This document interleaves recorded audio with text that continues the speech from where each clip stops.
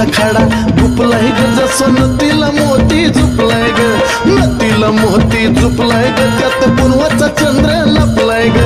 कडीला कडी डबल घडी टोचलंय सोन्याच्या काडीनं कडीला कडी डबल घडी टोचलंय सोन्याच्या काडीनं